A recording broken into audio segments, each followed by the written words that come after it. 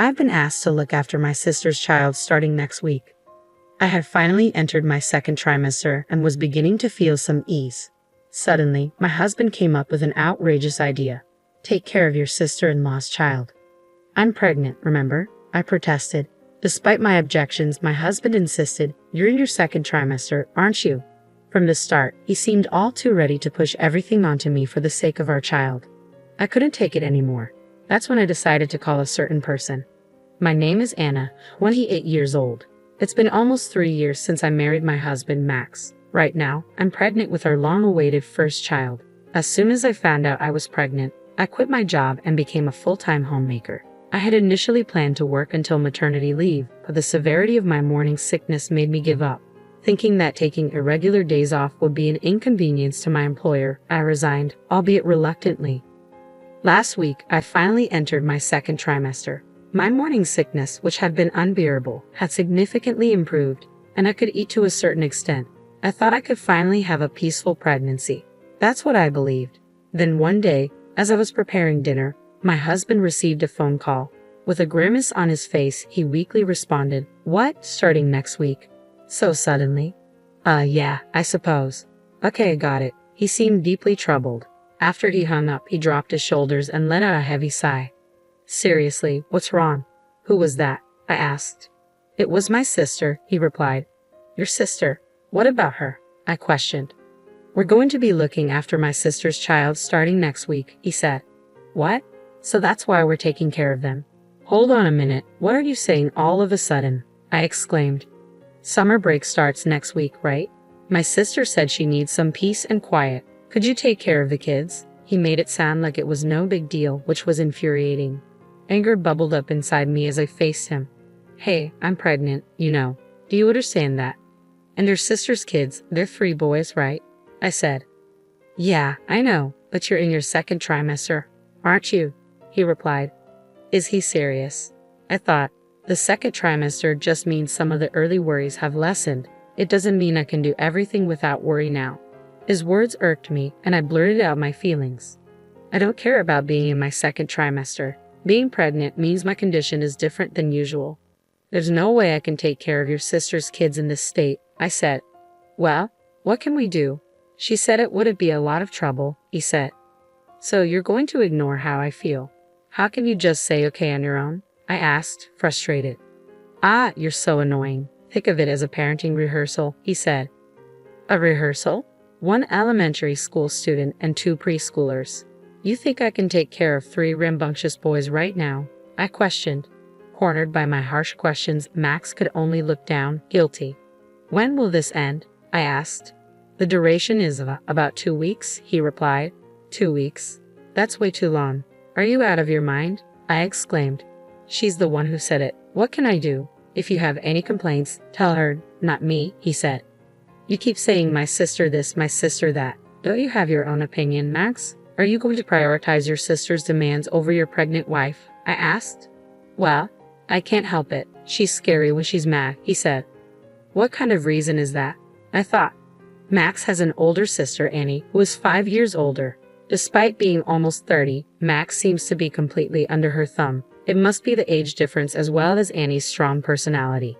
He always prioritizes her wishes first, every time. I heard about it and couldn't help but feel pathetic. Up until now, I would have just resigned myself, thinking, well, it's just the usual, can't help it.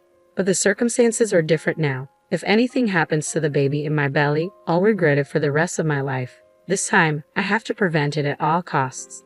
With a firm resolve, I confronted Max. Please tell Annie no. But it's already decided, he said. I don't care. What if something happens to the baby? Can you take responsibility? Why does it have to be like this? Consider my position too. I objected. Don't joke with me. If you're so insistent, Anna, you should tell Annie yourself. I can't do it, Max replied, locking himself in his room as if to escape. What's with that attitude? Prioritizing his sister over his pregnant wife? Can such a thing even happen? Anyway, I have to refuse Annie as soon as possible. I immediately tried to call Annie, but there was no sign of her answering. Why wasn't she picking up?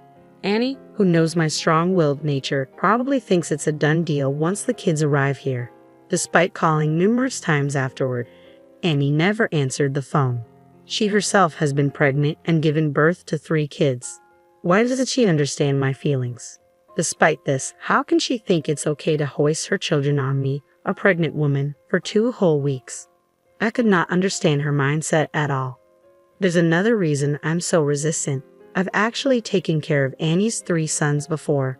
Even though I was taking care of them with my mother-in-law, it was really tough. They ran around the house, shrieked, and threw food everywhere. Even when I wasn't pregnant, it was tremendously challenging to take care of them. There's no way I could handle them in my current state. In fact, my sister-in-law's children are probably even more energetic than they were before. The mere thought filled me with dread. The next day and the day after that, I repeatedly negotiated with Max. Please, can you tell your sister that we can't watch the kids? But if you're so bothered, why don't you just tell her yourself? He said. I tried calling her, but she doesn't pick up. She's clearly avoiding my calls on purpose, I explained. How am I supposed to know? Max replied nonchalantly. What do you mean, how am I supposed to know? What am I supposed to do if she won't answer the phone? That's why I'm asking you, Max, to talk to her for me, I pleaded. You're being too persistent. It's already been decided that we're watching them. Just accept it, he said dismissively. That's nonsense, I thought. In the end, my husband never got in touch with his sister, and the day the kids were due to arrive kept getting closer. 2 days before the children were to arrive, when my husband came home from work, I confronted him again. You've given up on declining your sister's request to watch the kids, so naturally, you're going to take time off work to help, right? His face went white. What? Why me? I have work. I don't want to hear about work. Were you planning to leave me alone with 3 kids all along? But I have no choice. If I don't work, we can't make a living, and I can't just take a sudden leave of absence. Oh really? So you plan to dump everything on me from the start? Well, that is. Never mind. Keep on doing whatever your sister tells you to. I sharply dismissed him. He clicked his tongue in dissatisfaction. In that moment, my anger surged like a flame. How dare he act that way?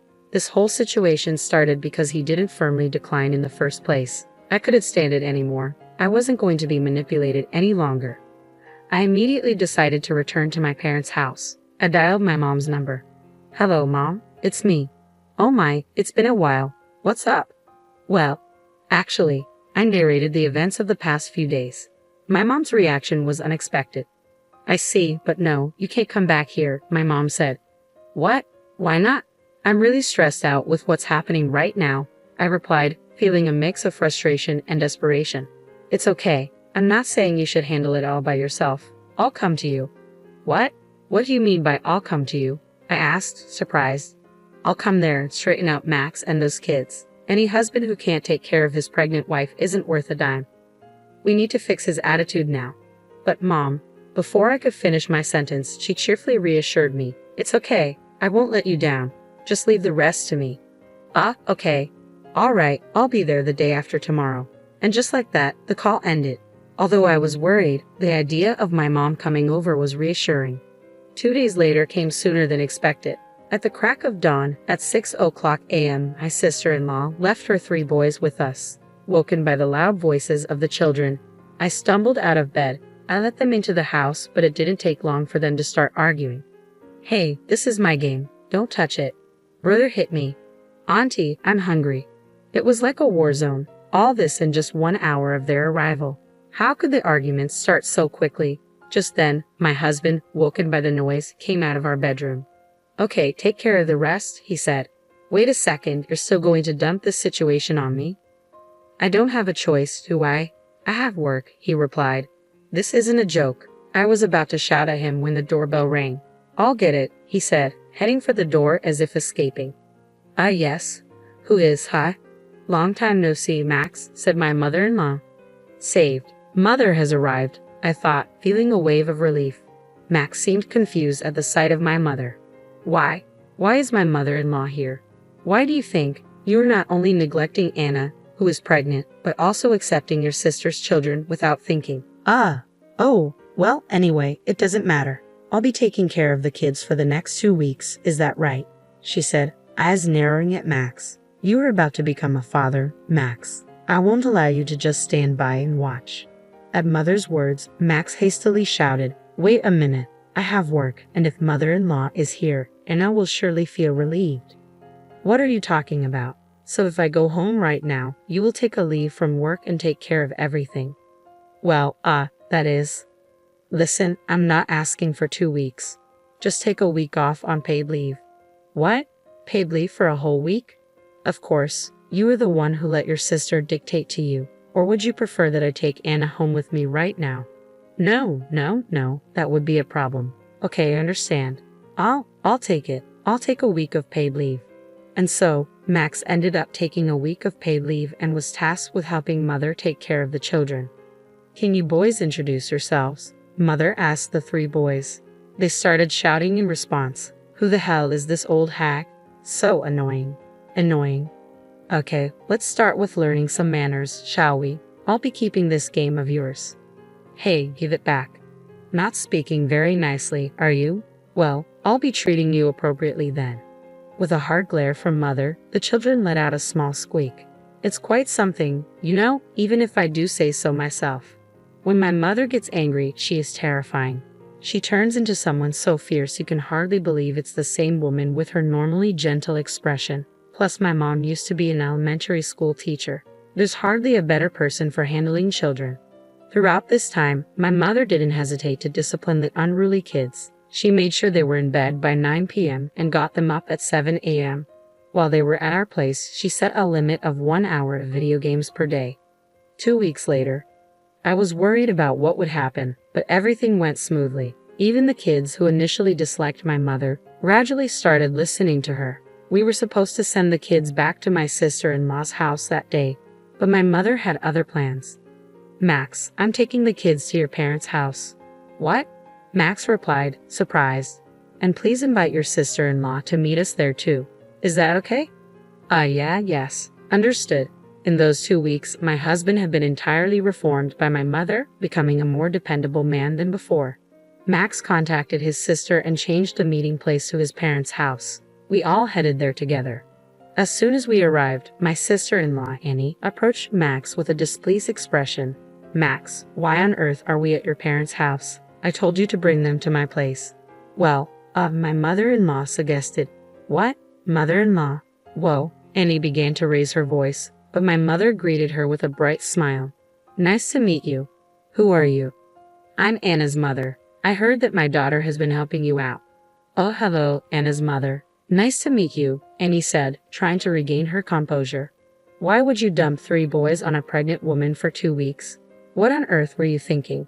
What? Annie stammered as my mother, who had tried to keep things peaceful, began to directly question her. Even my mother-in-law, who didn't know the full story, joined in confronting Annie. Hey Annie, what the hell is going on? You left the kids with Anna. Is that true?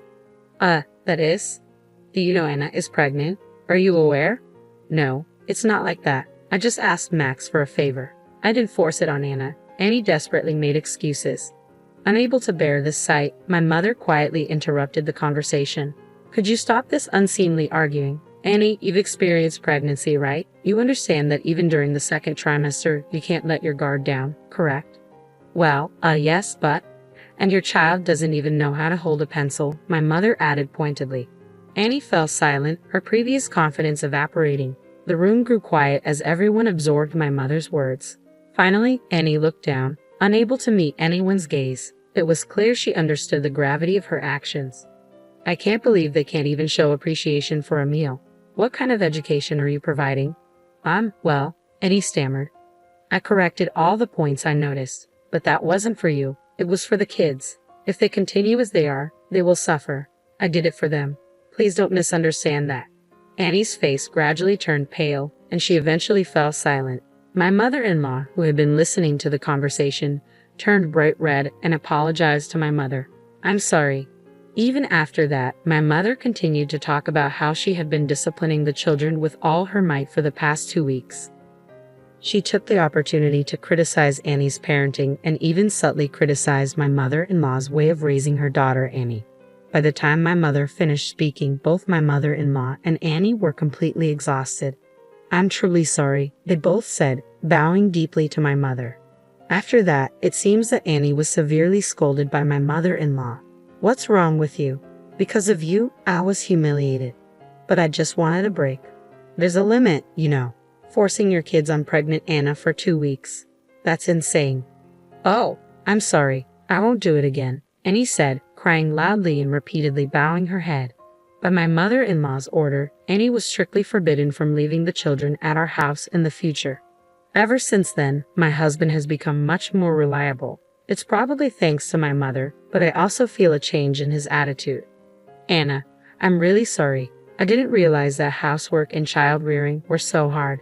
It's okay. I'm glad that you understand. I won't be swayed by my sister anymore. From now on, I will prioritize you, Anna, and act accordingly. You may not trust me right away, but I want you to watch me as I strive to be a good husband and a good father. Thank you, Max. It's okay now, with him as he is now. I'm sure we can build a happy family. Looking at him, who was staring straight at me, I was convinced of that. After that, we welcomed a healthy baby. My husband has become very fond of children, and he is taking paternity leave to take care of them earnestly. All of this is thanks to my mother's teachings.